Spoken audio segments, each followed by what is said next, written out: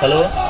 দিল্লিতে আক্রান্ত হয়েছে বাংলাদেশ হাইকমিশন। আজ সুপ্রিয় দর্শক, স্বাগত জানাচ্ছি হক আলাপে। দিল্লিতে বাংলাদেশ হাই কমিশনে আক্রমণ করেছিল গত রাতে ভারতীয় জঙ্গিরা।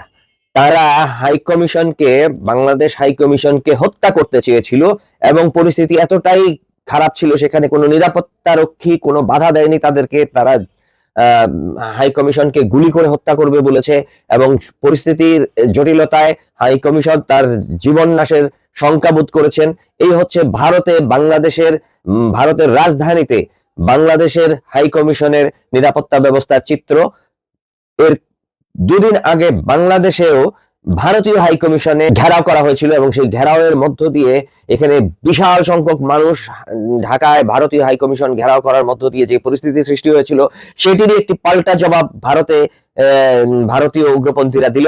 এবং উগ্রপন্থার যে চরিত্র সেটি যে দেশ ভেদে একই, তার প্রমাণ এই ঘটনাটি। এবং আমাদের সচেতন হতে হবে, বাংলাদেশের মানুষকে সচেতন হতে হবে। আমরা আমাদের দেশের বিভিন্ন জায়গায় যদি আমাদের কোনো প্রতিবাদ জানানোর থাকে সেগুলো প্রেস কনফারেন্স করে সরকারকে জানিয়ে সেগুলো আমরা বলতে পারি। কিন্তু আমরা এই যে হাই কমিশন ঘেরাও করি এবং সেখানে যে পরিস্থিতি সৃষ্টি করি, সেগুলোর মধ্যে যে উত্তেজনা সৃষ্টি হয়, আমাদেরও তো হাই কমিশন তাদের দেশে রয়েছে এবং আমাদের দেশে আমাদের সরকার সর্বাত্মকভাবে একটি বড় রাষ্ট্রের বা আমাদের যে পররাষ্ট্র নীতি, আমরা আমাদের হাই কমিশনে, আমাদের দেশে যেই সব ভারতীয় হাই কমিশন রয়েছে সেগুলোর নিরাপত্তা আমরা সর্বাত্মকভাবে সর্বোচ্চ চেষ্টায় সেগুলোকে আমরা রক্ষা করার চেষ্টা করবে আমাদের জাতীয় নিরাপত্তা রক্ষীরা, নিরাপত্তা বাহিনীরা। কিন্তু ভারত সেক্ষেত্রে সেরকম নাও করতে পারে। তারই নজির হলো গতকালকে এবং 2024-এ যখন 5ই আগস্টের পরে যে পরিস্থিতি হয়েছিল, সেখানেও আগরতলাতে আমাদের হাই কমিশনে হামলা হয়েছিল, ভাঙচুর হয়েছিল। আমরা কিছুই তার জবাব দিতে পারিনি, কিছুই করতে পারিনি। এবং ভারতীয় হাই কমিশন সেদিনও ভারতের নিরাপত্তা রক্ষীরা সেরকম প্রতিরোধ গড়ে তুলেনি।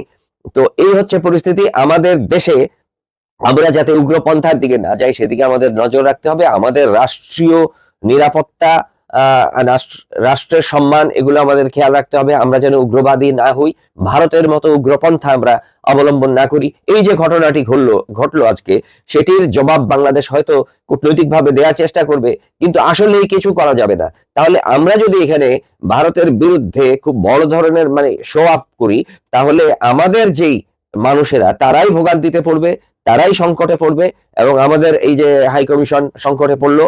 এভাবেই আমরা ছোট দেশ হিসাবে আমরা নানাভাবে, নানা বিপদে, নানা শঙ্কার মধ্যে পড়ে যাব।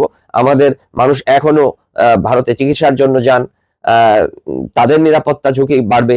সুতরাং একটি দেশ আরেকটি দেশের সাথে, বিশেষ করে একটি ছোট দেশ একটি বড় দেশের সাথে সংঘাতে লিপ্ত হওয়ার আগে তার যেই বেসিক স্ট্যান্ডার্ড সেটিকে অনেক উপরে নিয়ে যেতে হবে। ধরুন সিঙ্গাপুর একটি ছোট দেশ, এরকম আরো উন্নত অনেক ছোট দেশ রয়েছে, তাদেরকে তো কেউ আক্রমণের সাহস করে না, তাদের সাথে কেউ সংঘাতে যাওয়ার চেষ্টা করে না। কারণ তাদের অর্থনৈতিক অবস্থা, তাদের বিশ্বব্যাপী তাদের যেই গ্রহণযোগ্যতা, তাদের মর্যাদা অনেক উপরে চলে গেছে।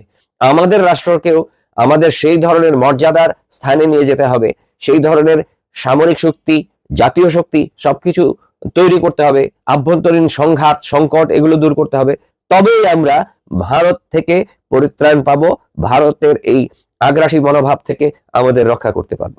দর্শক, ভালো থাকুন, সুস্থ থাকুন, নিরাপদ থাকুন।